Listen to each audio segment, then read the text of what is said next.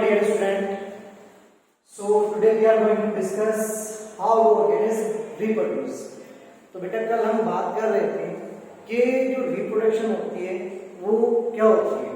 मैंने आपको कल एक डेफिनेशन बताई थी कि रिप्रोडक्शन की एक डेफिनेशन होती है जो कहती है कि एक बायोलॉजिकल प्रोसेस होती है जिसमें क्या होता है कि एक ऑर्गेनिज्म दूसरे ऑर्गेनिज्म को रिप्रोड्यूस करता है जो उसके जैसा ही होता है. जैसे कि ह्यूमन बीइंग है तो ह्यूमन बीइंग को रिप्रोड्यूस करेगा, कैट है तो कैट को रिप्रोड्यूस करेगी, डॉग है तो डॉग को रिप्रोड्यूस करेगा. ओके, उसके बाद मैंने आपको बताया था कि जो रिप्रोडक्शन होती है बेटा वो टू टाइप की होती है, एक सेक्सुअल और एक एसेक्सुअल. फिर मैंने आपको बताया था कि जो एसेक्सुअल रिप्रोडक्शन होती है तो एसेक्सुअल रिप्रोडक्शन में सिंगल पेरेंट्स की नीड होती है और जो सेक्सुअल रिप्रोडक्शन होती है उसमें टू पेरेंट्स की नीड होती है और जो दोनों के दोनों कैसे हो, अपोजिट सेक्स के, यानी कि एक मेल और एक फीमेल. तो आज हम डिफरेंस के बारे में बात कर लेते हैं कि दोनों में डिफरेंस क्या है. उसके बाद हम बात करेंगे कि जो एसेक्सुअल रिप्रोडक्शन होती है वो कितने टाइप की होती है. ओके, उसके बाद बात करेंगे कि सेक्सुअल रिप्रोडक्शन होती है उसमें कौन कौन से इवेंट होते हैं. तो फर्स्ट हम डिफरेंस देख लेते हैं. तो डिफरेंस में हम दो कॉलम बना लेते हैं. First asexual and second is sexual.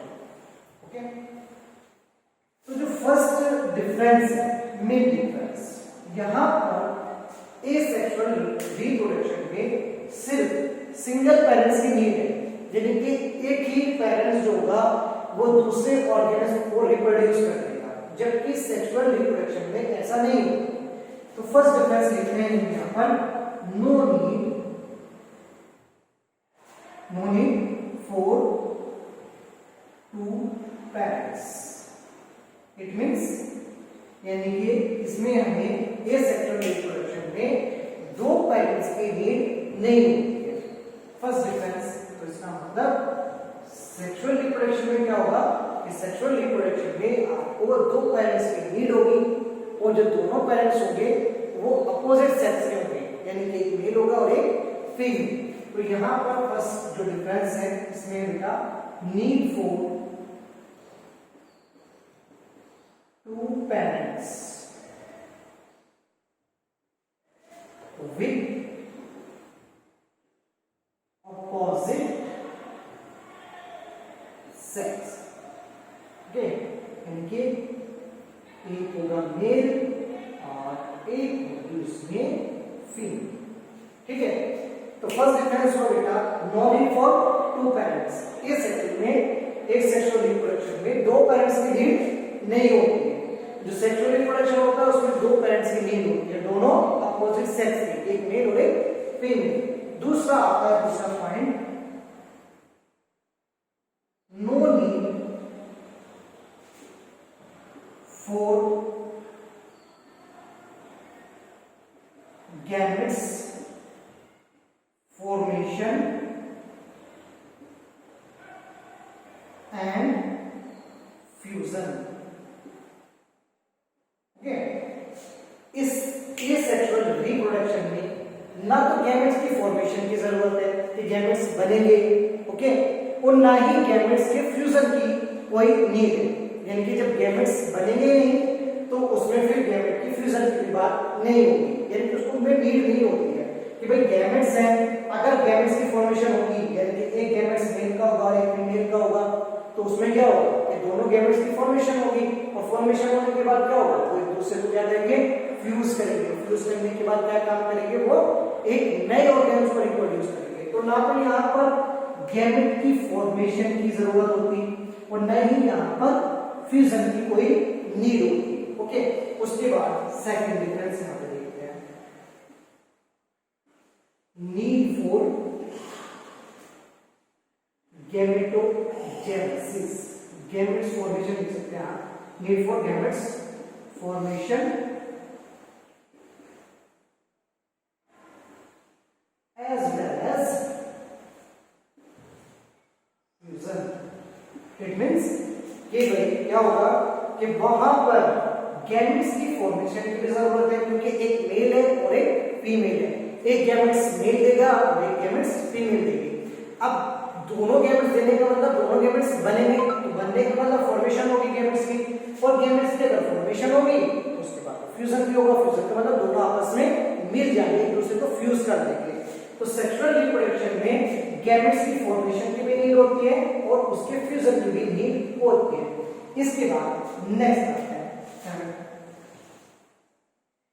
इसमें क्या होता है बेटा कि जो दोनों के बाद फ्यूजन के बाद जो नेक्स्ट प्रोसेस आती है जिसको हम क्या बोलते हैं, fertilisation.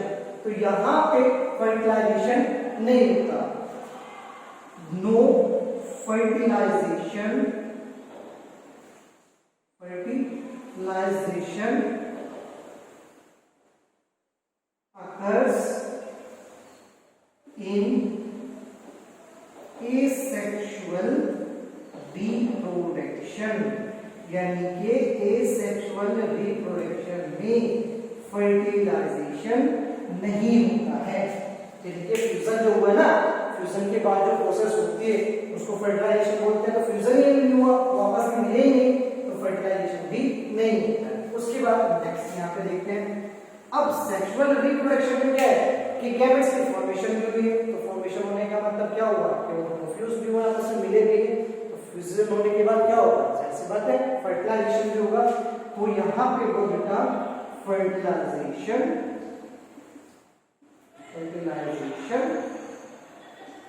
occurs in sexual reproduction। Okay, क्या होता है भाई कि सेक्सुअल रिप्रोडक्शन में फर्टिलाइजेशन होता है, क्योंकि वहां पर गैमेट्स बने हैं। तो गैमेट्स बनने के बाद फ्यूजन हुआ, तो फ्यूजन के बाद फर्टिलाइजेशन होना भी जरूरी है। उसके बाद नेक्स्ट डिफरेंस देखते हैं, फोर्थ डिफरेंस। एसेक्सुअल रिप्रोडक्शन में जो प्रोडक्ट बनता है, प्रोडक्ट का मतलब जो बेबी आएगा, यानी कि जो नेक्स्ट जनरेशन आएगी, एसेक्सुअल रिप्रोडक्शन में उसको क्लोन कहा जाता है। ओके, यहाँ पे देखिए the product, okay, the product of asexual reproduction is known as clone। ये जो वर्ड है क्लोन क्यों कहा गया, वो कह रहे हैं कि जो प्रोडक्ट बनेगा एसेक्सुअल रिप्रोडक्शन में, ये प्रोसेस है। तो प्रोसेस का मतलब क्या होगा कि प्रोसेस होगी तो प्रोसेस के बाद कुछ प्रोडक्ट बनेगा।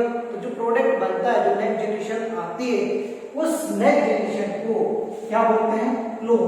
क्लोन का मतलब जो मॉर्फोलॉजिकली और जेनेटिकली बिल्कुल सेम है।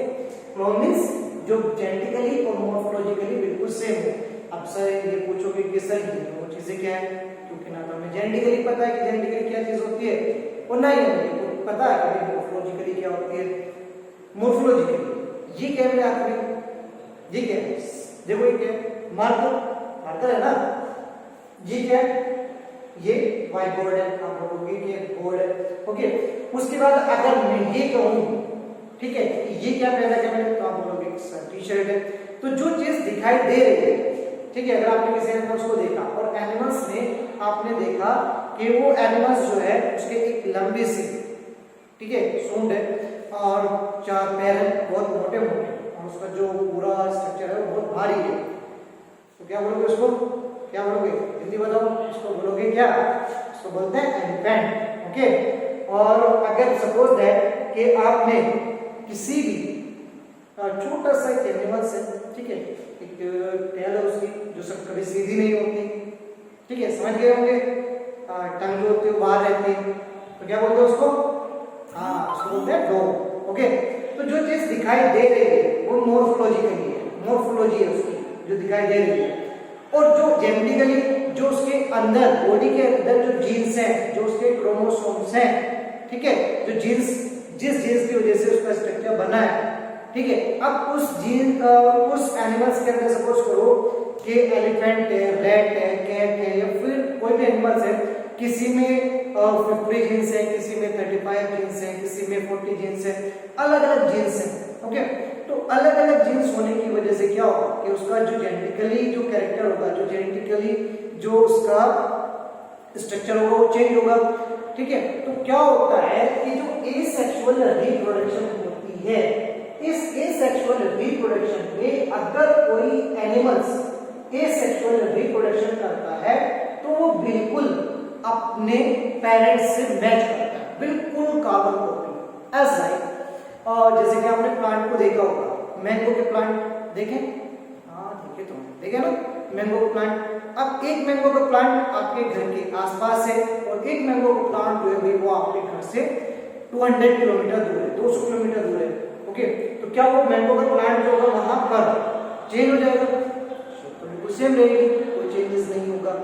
उसके बाद अगर कोई ऐसा एनिमल, ठीक है, बड़े एनिमल्स नहीं, कभी आप डॉग, एलिफेंट और इनकी बात करने लगे, जो छोटे एनिमल्स हैं, अगर उन छोटे एनिमल्स को जो unicellular as like amoeba, paramecium, अगर इनकी बात करें तो ये क्या करती है भाई कि ये एसेक्सुअल रिप्रोडक्शन करती है, यानी कि जो पेरेंट्स होता है बिल्कुल जैसा पेरेंट्स होता है, ये बिल्कुल ऐसे ही इनका जो होती है नेक्स्ट जनरेशन होती है डॉटर होती है, यानी कि कोई चेंजेस नहीं आते, बिल्कुल भी कोई चेंजेस नहीं आते। उसके बाद इसी वजह से उसको क्लोन कहा जाता है, ये बात याद रखना है, क्योंकि वो जेनेटिकली और मॉर्फोलॉजिकली बिल्कुल सेम, इसलिए उसको क्या कहा जाता है? क्लोन कहा जाता है। उसके बाद फोर्थ देखते हैं इसमें क्या डिफरेंस है, इसको क्या कहा जाएगा? इसको कहा जाता है the product of sexual reproduction is known as offspring।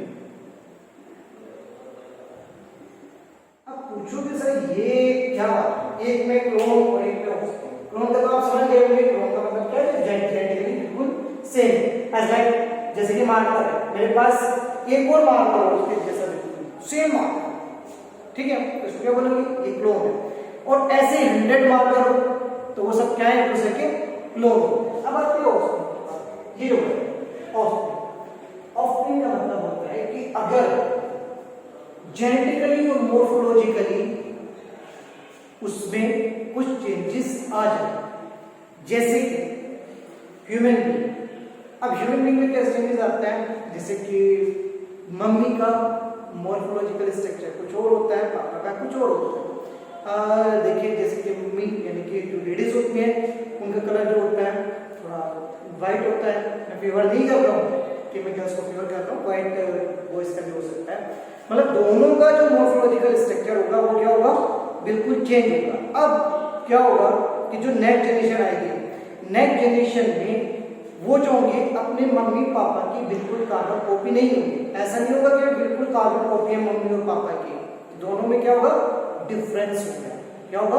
Difference होगा। ओके, अब डिफरेंस मॉर्फोलॉजिकली डिफरेंस आ गया, यानी कि देखने में तीनों जो है अलग अलग है, बिल्कुल मैच नहीं कर रहे। उसके बाद जेनेटिकल डिफरेंस क्या होगा?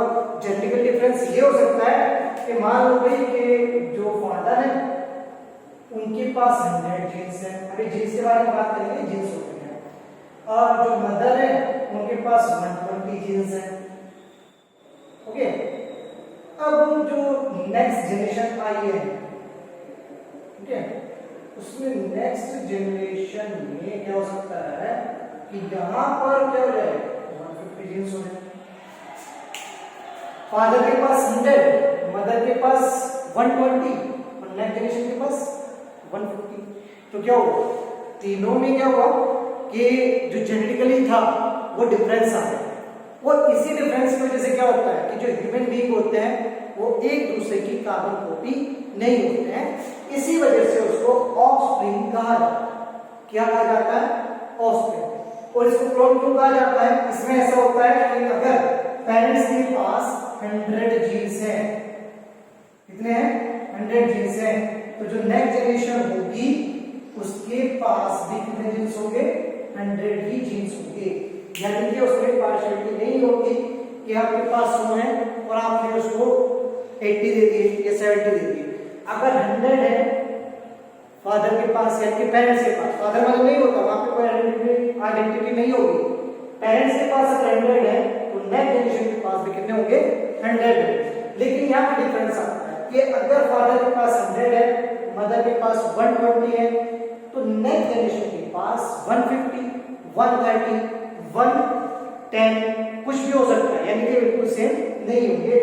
इसी वजह से मॉर्फोलॉजी जो होती है बदल जाती है। कैसे कि भाई किसी के जो मम्मी पापा है वो बहुत पतले से सही नहीं है जैसे, और उनके जो बच्चे हैं वो बिल्कुल पतले हो जाए, ओके। और दूसरा ये हो सकता है कि मम्मी पापा तो बिल्कुल वीक हैं और जो नेक्स्ट जनरेशन आए वो काफी मोटा हो जाए। अब ऐसा हो जाता है कि किसी के ईयर्स मेरी तरह है, ऐसा देखो बड़े बड़े ना, ओके। किसी के ईयर्स ऐसे होते हैं, किसी की नोज यहाँ से नीचे की साइड चली जाती है, किसी की नोज ऐसे हो जाती है। तो ये जो होता है, ये कैरेक्टर जो होता है वो चेंज हो जाता है। किसकी वजह से?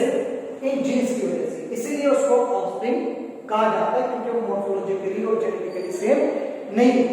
तो डिफरेंस जो है आपको समझ में आया। पहला डिफरेंस ये था कि पेरेंट्स, दो पेरेंट्स की नीड नहीं होंगी। दूसरा डिफरेंस जो था उसमें पहले से लिख लेते हैं कि यहाँ पर दो पेरेंट्स की नीड नहीं होगी। दूसरा, यहाँ पर गैमेट की फॉर्मेशन नहीं होगी, कोई फ्यूजन नहीं होगा। उसके बाद फर्टिलाइजेशन होगा वो नहीं होगा। उसके बाद जो प्रोडक्ट होगा उस प्रोडक्ट को कहेंगे हम क्लोन। क्या बोलेंगे बेटा? क्लोन। इसके बाद सेक्सुअल रिप्रोडक्शन में कि दो पेरेंट्स की नीड होगी, दोनों अपोजिट सेक्स होने चाहिए, एक होना चाहिए मेल और एक फीमेल, ओके। उसके बाद गैमेट फॉर्मेशन होना चाहिए, गैमेट फॉर्मेशन के बाद फ्यूजन होगा, फ्यूजन के बाद फर्टिलाइजेशन होगा, और फर्टिलाइजेशन के बाद जो प्रोडक्ट बनेगा उसको ऑफस्प्रिंग कहा जाता है। ऑफस्प्रिंग में आपको बता चुका हूं कि उसमें क्या होना चाहिए? डिफरेंस होना चाहिए। डिफरेंस का मतलब ऐसा ना हो कि कार्बन कॉपी निकाल रखी है बिल्कुल, ओके, थोड़ा बहुत डिफरेंस आना चाहिए। ऐसा होता है डिफरेंस ऐसा हो जाता है कि पर्टिकुलर कैरेक्टर जो होते हैं वो चेंज हो जाता है। ऐसा लाइक जैसे कि नोज की शेप, ईयर्स की शेप, ओके, हेयर स्टाइल, ये सब चीजें जो होती हैं वो बदल जाती हैं, इसलिए उसको ऑफस्प्रिंग कहा जाता है। इसके बाद हम बात करते हैं, ये जो गैमेट्स मैंने आपको बताए हैं, ये गैमेट्स क्या होते हैं? पहले गैमेट्स को देखो।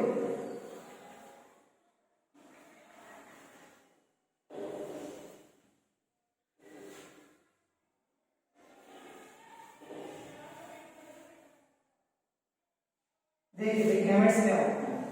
गैमेट्स जो होते हैं बेटा, गैमेट्स को बोलते हैं सेक्स सेल्स। अब सेक्स सेल्स क्या होती है? क्या होती है सेक्स सेल्स? ये जो वर्ड है सेक्स सेल्स, ठीक है, सेक्स सेल्स का मतलब होता है जो सेक्सुअल एक्टिविटी में पार्टिसिपेट करते हैं। यानी कि मैंने आपको डेफिनेशन के अकॉर्डिंग लेके जाता हूं। मैंने लिखा था it is a biological process. Biological process का मतलब वहां पे कोई लिविंग सेल्स हैं। क्या है? Living cells. और वो लिविंग सेल्स क्या कर रही है? कोई एक्टिविटी कर रही है। उस एक्टिविटी के बाद जो प्रोडक्ट बन रहा है उसकी वजह से कोई ऑर्गेनिज्म दूसरे ऑर्गेनिज्म को रिप्रोड्यूस कर रहा है। अब ये जो सेक्स सेल्स है ह्यूमन बीइंग में अगर देखा जाए तो उसमें मैंने आपको बताया कि वो सेक्सुअल रिप्रोडक्शन करते हैं, तो दो पेरेंट्स की नीड होगी, एक मेल और एक फीमेल। तो ये मेल और फीमेल दोनों के पास सेक्स सेल्स होती है।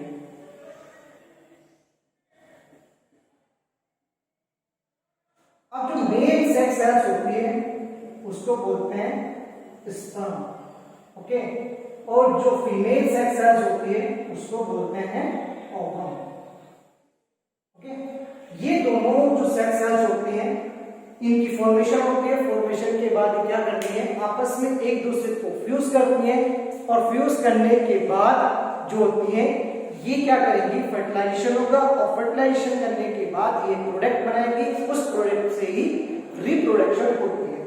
अभी आज के लिए आप ये देखिए कि ह्यूमन के पास जो मैंने आपको दो पेरेंट्स बताए मेल और फीमेल, उनके पास दोनों के पास सेक्स सेल्स होती हैं, और उन सेक्स सेल्स को जो मेल सेक्स सेल्स होती है उसको स्पर्म बोलते हैं, और जो फीमेल सेक्स सेल्स होती है उनको ओवम बोलते हैं।